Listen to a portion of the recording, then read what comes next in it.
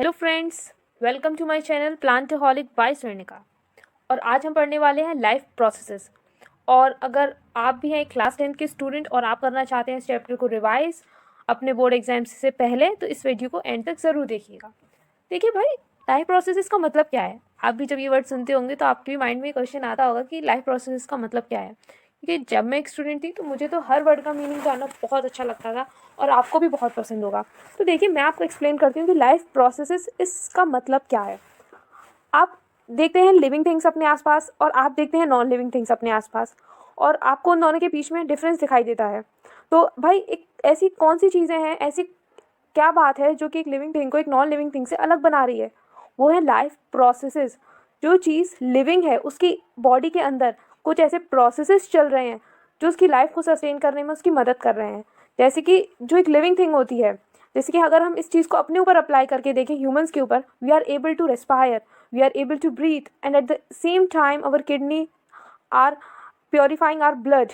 But वहीं पर आप एक नॉन लिविंग थिंग को देखो, आप एक टेबल को देखो, एक चेयर को देखो, उनके अंदर ऐसा कोई प्रोसेस नहीं हो रहा है। ना वो रेस्पायर कर सकती हैं, ना वो ब्रीथ कर सकती हैं, और वो ना फोटोसिंथेसिस कर सकती हैं, क्योंकि वो एक डेड सेल्स के बनी है, वुड से बनी है चेयर, तो वो डेड सेल से बनी हुई चेयर्स है, तो वो रेस्पायर भी नहीं कर सकती। तो so it is a non living thing. And अब भाई, ऐसा क्या क्राइटेरिया है, ऐसी कौन सी चीज़ें हैं जो किसी भी चीज़ को लिविंग बनाती हैं? आप लिविंग थिंग्स को डिफाइन कैसे करोगे? तो मैं आपको बताती हूँ कुछ बेसिक क्राइटेरिया, कुछ बेसिक पॉइंट्स जिनकी मदद से आप किसी भी लिविंग थिंग को डिफाइन कर सकते हैं। Living thing is able to grow, a living thing is able to respond, a living thing has a metabolism, and a living thing is able to reproduce. Yes, these are the four basic criteria on the basis of which you can differentiate between a living thing and a non-living thing. So कोई भी living चीज़ जो है वो grow कर सकती है, respond कर सकती है। देखिए, हमारे एनवायरनमेंट में आने वाले जो चेंजेस होते हैं ना, स्टिमुलाई, जिनको हम स्टिमुलाई कहते हैं, तो जो लिविंग थिंग्स होती हैं they are able to respond to those stimuli. और मेटाबॉलिज्म होता है लिविंग थिंग्स के पास, और they are able to reproduce. और यहाँ पर मैंने एक गार्डन से इस प्लांट का फ़ोटो लगाया है, एक लिविंग थिंग के एग्जाम्पल को रिप्रेजेंट करने के लिए, और आपको मुझे बताना है कमेंट सेक्शंस में इस प्लांट का name. Let's move on. All the living plants and animals, including human beings, are alive or living things. जितने भी प्लांट्स हैं, एनिमल्स हैं, उनको किस में इंक्लूड किया जाता है? लिविंग थिंग्स में इंक्लूड किया जाता है। And at the same time micro organisms भी लिविंग होते हैं। और एक ऐसा माइक्रो ऑर्गेनिज्म भी होता है जो लिविंग में भी काउंट किया जाता है और नॉन लिविंग में भी काउंट किया जाता है, और उसके पीछे भी एक रीज़न है। तो आपको मुझे कमेंट सेक्शन में उस माइक्रो ऑर्गेनिज्म का नेम भी बताना है जो जिसको लिविंग भी कंसीडर किया जाता है, and at the same time उसको नॉन लिविंग भी कंसीडर किया जाता है। Animals can move from one place to another, but plants cannot. Next point, the movements over very small scale are invisible to naked eyes. Yes, देखो इसका मतलब क्या है? इसका मतलब ये है कि बॉडी में आने वाली जो लिविंग ऑर्गेनिज्म होता है, उसकी बॉडी में आने वाले जो चेंजेस होते हैं वो टाइम के अकॉर्डिंग बहुत धीरे धीरे आते हैं, तो उनको हम इतनी जल्दी देख नहीं पाते उन चेंजेस को। अगर हम over a large scale of time उन चेंजेस को देखने की कोशिश करेंगे तब हमें दिखाई देगा। अगर आप डेली बेसिस पे, जैसे अगर आप अपनी हाइट को ले लो, अगर आप अपनी हाइट को डेली बेसिस पे ऑब्जर्व करोगे तो बहुत ही कम चेंज आएगा जो इनविजिबल होगा, जिसको हम देख नहीं पाएंगे। इस पॉइंट का ये मतलब है। अब लाइफ प्रोसेसेस कौन कौन से होते हैं? Excretion, growth, respiration, circulation and many other, जो कि किसी भी लिविंग थिंग्स के अंदर होते हैं। The basic function performed by living organisms for their survival and body maintenance are called life processes। और ये रही life processes की डिफाइन। और अगर आप अभी तक नोट नहीं कर रहे हैं नोट्स को, तो प्लीज़ नोट करिए, इनकी स्क्रीनशॉट लीजिए, ये आपकी बहुत हेल्प करेंगे। तो ये हो गई डिफाइन कि वो बेसिक फंक्शंस जो कि एक लिविंग ऑर्गेनिज्म परफॉर्म करता है अपनी बॉडी को मेंटेन करने के लिए, अपने सर्वाइवल के लिए, ज़िंदा रहने के लिए, उन सारे प्रोसेसेस को कहते हैं life processes. Life processes require energy which is provided by nutrition. Yes, life processes तो हो रहे हैं बॉडी के अंदर, पर उनको भी क्या चाहिए? एनर्जी चाहिए। वो एनर्जी किससे मिलती है? न्यूट्रिशन से। अब जैसे आपकी मम्मी आपसे कहती होंगी, बेटा टाइम से खाना खाया करो और ब्रेकफास्ट स्किप मत किया करो। हाँ, हमको कभी भी अपना ब्रेकफास्ट स्किप नहीं करना चाहिए, बहुत बहुत इंपॉर्टेंट होता है हमारे लिए। तो ये हम मम्मी क्यों कहती है खाना खाने के लिए? क्योंकि वो जानती है कि खाना नहीं खाएंगे तो एनर्जी नहीं आएगी, और एनर्जी नहीं आएगी तो हमारे लाइफ प्रोसेसेस जो हमारी बॉडी के अंदर हो रहे हैं वो सही से नहीं हो पाएंगे और हम बीमार पड़ जाएंगे। तो लाइफ प्रोसेसेस के लिए एनर्जी की ज़रूरत होती है जो कि न्यूट्रिशन से आती है। तो यहाँ पर मैं आपको दो टर्म्स डिस्क्राइब करूँगी कि न्यूट्रिशन क्या होता है and then what are what is the meaning of nutrients? तो देखो, न्यूट्रिशन का मतलब होता है the mode of taking food by an organism and its utilization by the body. Nutrition का मतलब है कि किस तरीके से एक ऑर्गेनिज्म खाने को ले रहा है और कैसे यूटिलाइज कर रहा है। मतलब जैसे कि जो प्लांट्स होते हैं वो तो अपना खाना खुद बनाते हैं, so they are autotrophic in nutrition. जबकि हम जो एनिमल्स हैं या जो ह्यूमंस हैं, हम प्लांट्स पे डिपेंडेंट है, तो we have heterotrophic mode of nutrition. तो ये न्यूट्रिशन का मतलब होता है कि एक ऑर्गेनिज्म किस तरीके से अपने फूड को ऑब्टेन कर रहा है और किस तरीके से उसकी बॉडी उसे यूटिलाइज कर रही है। फिर न्यूट्रिएंट्स का मतलब होता है substance that is needed to keep a living thing alive and help it to grow. तो हम जो खाना खाते हैं, हमारे फूड के अंदर कई सारे न्यूट्रिएंट्स होते हैं। वो न्यूट्रिएंट्स जो होते हैं वो हमारी बॉडी एब्जॉर्ब करती है, और वही न्यूट्रिएंट्स हमारी मदद करते हैं ग्रो होने में और हमें ज़िंदा रखने में। यहाँ पर न्यूट्रिएंट्स के एग्जाम्पल क्या हो गए? देखो, कार्बोहाइड्रेट्स का एक फेमस एग्जाम्पल है पोटैटो। कार्बोहाइड्रेट्स पोटैटो में प्रेजेंट होते हैं। And then fat and then proteins, vitamins, minerals, ये सब एग्जाम्पल हो गए हमारे कार्बोहाइड्रेट्स के। यहाँ पर मैंने एक चार्ट लगाया है जो कि ये शो कर रहा है कि organisms need food nutrients too. जो ऑर्गेनिजम्स होते हैं उनको न्यूट्रिएंट्स की ज़रूरत क्यों पड़ती है? एनर्जी ऑब्टेन करने के लिए, ऑब्टेन मटेरियल्स फॉर ग्रोथ, ऐसे मटेरियल्स ऑब्टेन करने के लिए जो उसकी ग्रोथ में मदद करते हैं, फैट्स, प्रोटीन्स, विटामिन्स, मिनरल्स, और ऐसे न्यूट्रिएंट्स ऑब्टेन करने के लिए जो कि उसकी डैमेज बॉडी पार्ट्स को रिपेयर कर सकें। कई बार क्या होता है, हमारी बॉडी में कई सारे टिश्यूज़ जो हैं वो डैमेज हो जाते हैं, डैमेज हो जाते हैं किसी इंजरी की वजह से, तो उनको रिपेयर करने के लिए भी हमें न्यूट्रिएंट्स की ज़रूरत पड़ती है। और carry out life processes. So these are the 4 basic requirements of our body, so we have to take nutrition. And यहाँ पर एक चार्ट है बैलेंस डाइट का, कि हम जो डाइट ले रहे हैं उस हमारी डाइट के अंदर कितना प्रपोर्शन किस चीज़ का होना चाहिए। जैसे कि फ्रूट्स एंड वेजिटेबल्स का प्रपोर्शन होना चाहिए 40%, और प्रोटीन्स का प्रपोर्शन होना चाहिए 25%, फैट्स का होना चाहिए 10%, और फाइबर रिच कार्बोहाइड्रेट्स का होना चाहिए 25%।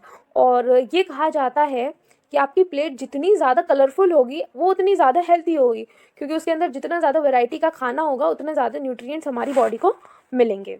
न्यूट्रिशन, कितने टाइप के न्यूट्रिशंस होते हैं? सबसे पहला टाइप हो गया autotrophy. Autotrophy mode of nutrition क्या होता है?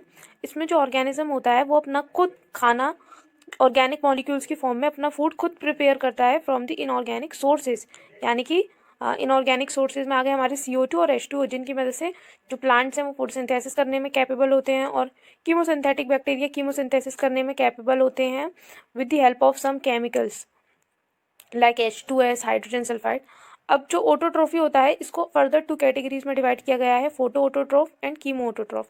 फोटो ऑटोट्रॉफ फोटोसिंथेसिस के प्रोसेस से अपना खाना बनाते हैं, और कीमो ऑटोट्रॉफ कीमोसिंथेसिस के प्रोसेस से। फोटो ऑटोट्रॉफ्स के एग्जाम्पल हो गए plants, green plants and photosynthetic bacteria. और कीमो ऑटोट्रॉफ्स के अंदर आते हैं आपके chemo autotrophic bacteria. Chemo autotrophs क्या करते हैं? वो अपना ऑर्गेनिक कंपाउंड कैसे बनाते हैं? वो उस एनर्जी से बनाते हैं जो उन्हें ऑब्टेन होती है from the oxidation of chemicals. Chemicals का ऑक्सीडेशन करने से उन्हें जो एनर्जी मिलती है उस एनर्जी को वो यूज़ करते हैं अपने ऑर्गेनिक कंपाउंड्स सिंथेसाइज करने के लिए। उसके बाद सेकेंड मोड ऑफ न्यूट्रिशन होता है, देखो, हेट्रोट्रोफी। हेट्रोट्रोफी का मतलब होता है किसी दूसरे सोर्स से किसी पर डिपेंड रहना, किसी दूसरे सोर्स से अपने न्यूट्रिशन को ऑब्टेन करना। इसके अंदर हेट्रोट्रोफी को आप 3 कैटेगरीज में पढ़ सकते हो, कंज्यूमर्स, डेट्रीवोर्स एंड सेप्रोफाइट्स। कंज्यूमर्स कौन होते हैं? जो कि लिविंग या रिसेंटली किल्ड ऑर्गेनिक मैटर को इंजेस्ट करते हैं। जैसे कि हम क्या करते हैं, हम सब्जियां खाते हैं, ग्रीन वेजिटेबल्स खाते हैं, फ्रूट्स खाते हैं, वो सब प्लांट्स से हमने ऑब्टेन करे होते हैं। तो कंज्यूमर्स के एग्जाम्पल क्या हो गया? हर्बीवोरस, कार्निवोरस और स्कैवेंजर्स, इसमें ये तीनों कैटेगरीज आती हैं। और डेट्रीवोर्स कौन होते हैं? डेट्रीवोर्स वो होते हैं जो नॉन लिविंग ऑर्गेनिक मैटर को इंजेस्ट करते हैं, यानी कि डेड मैटर को, लाइक डेड जो मैटर मर चुका है, जैसे ड्राइड लीव्स हो गई, उन सबको जो इंजेस्ट करते हैं वो किस में आएंगे? डेट्रीवोर्स में, जो डेट्रीटस को ईट करते हैं। Example earthworm, wood lice, and then उसके बाद थर्ड कैटेगरी है सेप्रोफाइट्स। सेप्रोफाइट्स वो ऑर्गेनिजम्स होते हैं जो कि नॉन लिविंग ऑर्गेनिक मैटर को फीड करते हैं। लेकिन कैसे फीड करते हैं?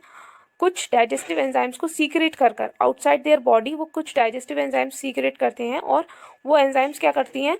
उसको ऑर्गेनिक मैटर को डिकम्पोज करती हैं, और फिर वो न्यूट्रिएंट को, जो सिंपल ऑर्गेनिक मॉलिक्यूल्स होते हैं, उनको ये सेप्रोफाइट्स क्या कर लेते हैं? एब्जॉर्ब कर लेते हैं, प्रोडक्ट को एब्जॉर्ब कर लेते हैं।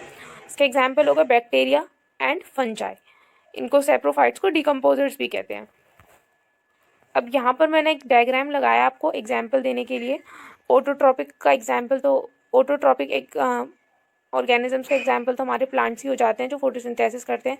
फिर ये हेटरोट्रोप्स का एग्जाम्पल है एनिमल्स, कई सारे एनिमल्स जो कि सब प्लांट्स पर डिपेंडेंट हैं और या फिर अपने प्रे पर डिपेंडेंट होते हैं। और यहाँ पर ये मैंने एग्जाम्पल लगाया एक सेप्रोफाइट का। यहाँ पर एक जो फंजाई है ब्रेड मोल्ड, वो किस पे ग्रो कर रहा है, ब्रेड के ऊपर ग्रो कर रहा है। उसके बाद आता है हमारा ऑटोट्रोपिक न्यूट्रिशन। अब हम इन सारे न्यूट्रिशन को डिटेल में पढ़ेंगे। तो ये ऑटोट्रोपिक न्यूट्रिशन क्या है? ऑटोट्रोपिक न्यूट्रिशन का मतलब है अपना खाना बनाना अपने आप। और सबसे पहला प्रोसेस आता है इसमें फोटोसिंथेसिस प्रोसेस। फोटो का मतलब होता है लाइट और सिंथेसिस का मतलब होता है प्रोडक्शन। तो फोटोसिंथेसिस का मतलब हो गया अपना खाना बनाना with the help of sunlight. और फोटोसिंथेसिस की इक्वेशन होती है 6CO2 + 6H2O gives C6H12O6 + 6O2। यहाँ पर C6H12O6 क्या है? यहाँ पर C6H12O6 होता है glucose. Events in photosynthesis are as follows. Events क्या क्या होते हैं फोटोसिंथेसिस में? सबसे पहले लाइट एनर्जी एब्जॉर्ब की जाती है क्लोरोफिल के द्वारा। क्लोरोफिल क्या होता है? ग्रीन पिगमेंट होता है जो कि प्लांट की लीव्स में प्रेजेंट होता है।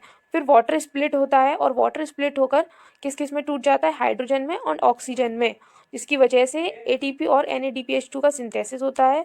एटीपी और NADPH2 एनर्जी मॉलिक्यूल्स होते हैं। एटीपी की फॉर्म में एनर्जी हमारी वो होती है, स्टोर होती है, और NADPH2 ये हाइड्रोजन एक्सेप्टर होता है। और इनसे क्या एटीपी और NADPH2 क्या हो गए? हमारे एनर्जी मॉलिक्यूल्स हो गए। And finally reduction of CO2 to carbohydrates, और CO2 का रिडक्शन हो जाता है कार्बोहाइड्रेट्स में। रिक्वायरमेंट क्या होती है फोटोसिंथेसिस की? Stomata tiny openings present on the epidermis of the leaves. We can see stomata under the light microscope. In some of the plants, stomata are present on stems and other parts of plants. Stomata tiny opening होती है on the epidermis of the leaf, यानी कि leaf की जो पहली layer होती है epidermis, उसके ऊपर वो प्रेजेंट होते हैं। लेकिन वो इतने छोटे होते हैं हम उनको नेक्ड आई से नहीं देख सकते। हम लाइट माइक्रोस्कोप का यूज़ करते हैं स्टोमेटा को ऑब्जर्व करने के लिए। और जो स्टोमेटा होते हैं ये स्टेम पर भी प्रेजेंट होते हैं और कभी कभी दूसरे प्लांट के पार्ट्स पर भी प्रेजेंट होते हैं। स्टोमेटा किस में मदद करते हैं? ये जो गैशियस एक्सचेंज हो रहा है ना, CO2 का इनटेक हो रहा है और O2 का लिबरेशन हो रहा है फोटोसिंथेसिस के प्रोसेस में, ये इन स्टोमेटा की मदद से ही होता है। जो O2 लिबरेट होती है फोटोसिंथेसिस के प्रोसेस में, वो ड्राइव होती है वाटर से, H2 से वो ड्राइव होती है, ना कि CO2 से, क्योंकि CO2 तो पूरा रिड्यूस हो जाता है कार्बोहाइड्रेट में, ग्लूकोज में। They control by transpiration rate by opening and closing. और जो स्टोमेटा होते हैं ये ट्रांसपिरेशन की रेट को भी कंट्रोल करते हैं क्लोज और ओपन होकर। ट्रांसपिरेशन क्या होता है? ट्रांसपिरेशन का मतलब होता है वाटर वेपर्स का एवोपरेट होना from the stomata, is called transpiration.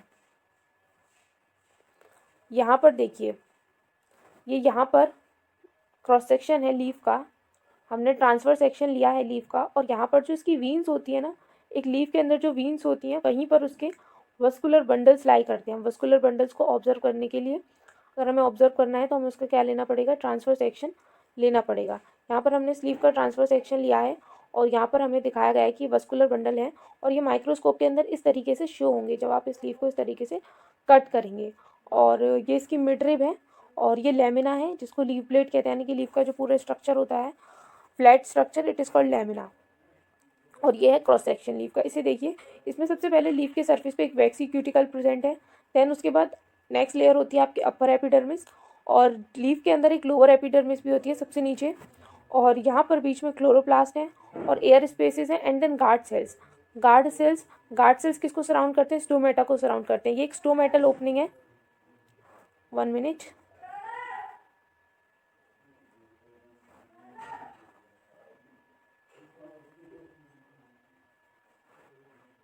This is stomatal opening, this is stomatal opening.